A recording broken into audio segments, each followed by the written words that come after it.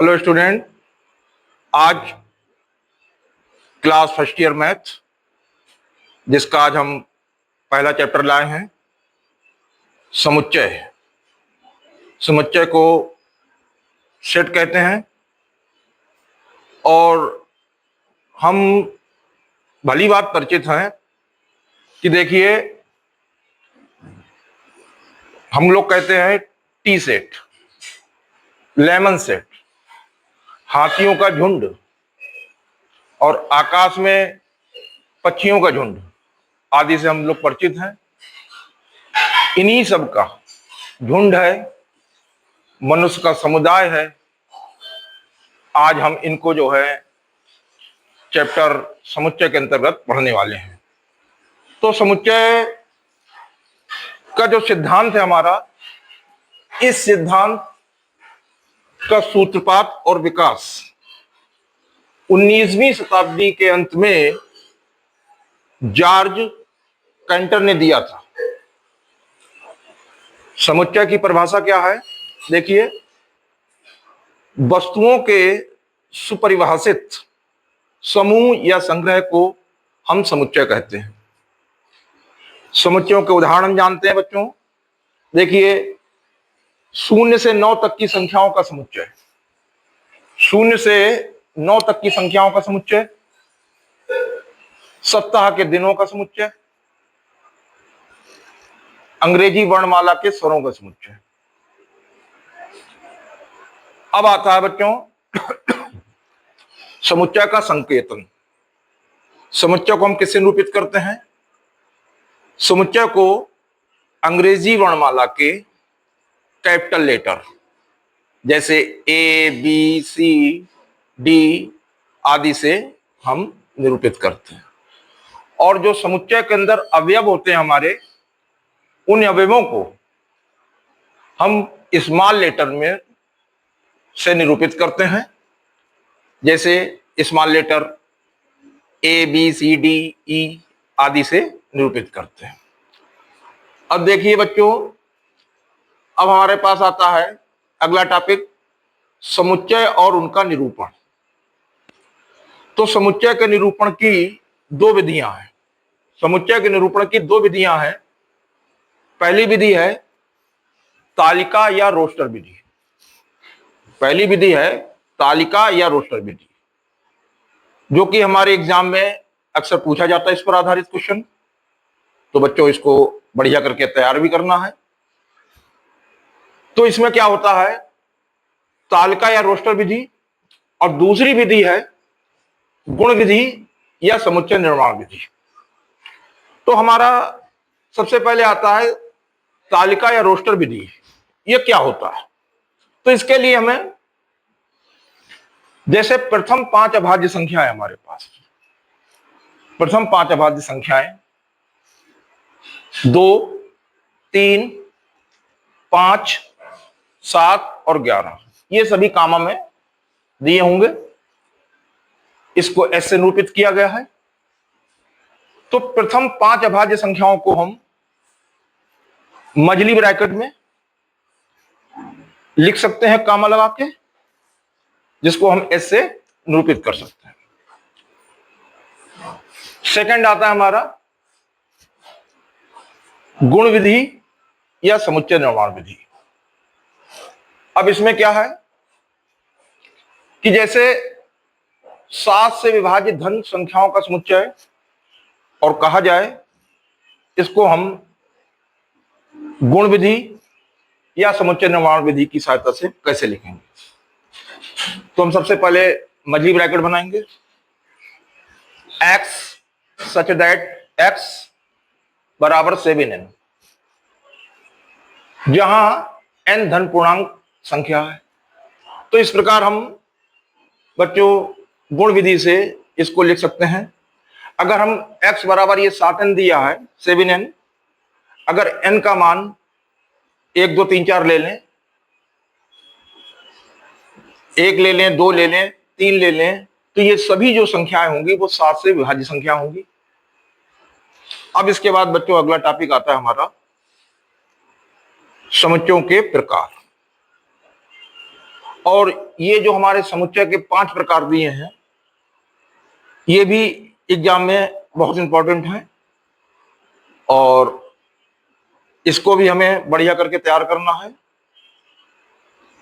पहला आता है रिक्त समुच्चय, जिसको कहते हैं नल सेट।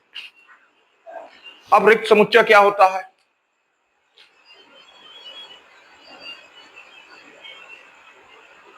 इसका पहला क्या होता है रिक्त समुच्चय? जैसे बच्चों x such that x square बराबर 4 कामा x एक विषम संख्या है।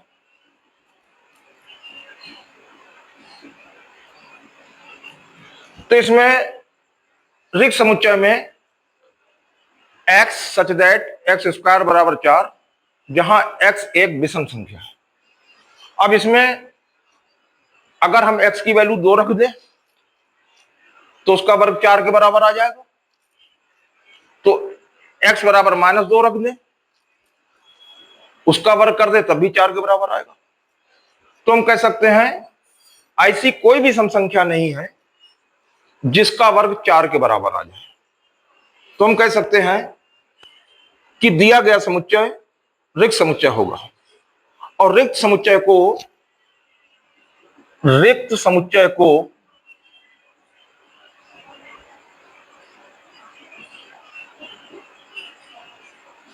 फाई से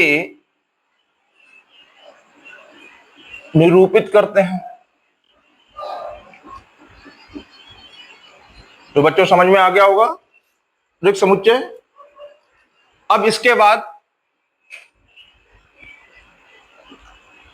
दूसरा है परिमित समुच्चय में क्या है? देखिए बच्चों, परिमित समुच्चय को हम कहेंगे फाइनाइट सेट। फाइनाइट सेट क्या है? वो संख्याएं, ऐसे वो समुच्चय के अवयव जिनके बारे में हमें जानकारी हो, वो फाइनाइट समुच्चय कहलाते हैं। जैसे 1 2 3 4 5 डैश 100 तक। तो हमें यह पता है कि 1 से लेकर 100 तक की ये प्राकृत संख्याएं हैं। ये सभी जो है परिमित समुच्चय के अंतर्गत आती हैं। इसके बाद आता है बच्चों थर्ड, अपरिमित समुच्चय। अपरिमित समुच्चय को हम कहेंगे इनफाइनाइट सेट। इनफाइनाइट सेट क्या होता है? ऐसे समुच्चय जिनके अवयवों की हमें कोई जानकारी नहीं है, वो अपरिमित समुच्चय कहलाते हैं। जैसे 1 2 3 और डैश ही हो गए अनंत। अब यहां पर 1 से लेकर अनंत तक की संख्याएं हैं, तो ये सब कहलाते हैं अपरिमित समुच्चय। अगला आता है चौथा समान समुच्चय। समान समुच्चय को अंग्रेजी में कहेंगे इक्वल सेट्स। अब इक्वल सेट्स क्या होता है? ऐसे दो समुच्चय जिनके प्रत्येक अवयव समान हो, उसे हम समान समुच्चय या इक्वल समुच्चय कहते हैं। जैसे इस पर एग्जाम्पल क्या है?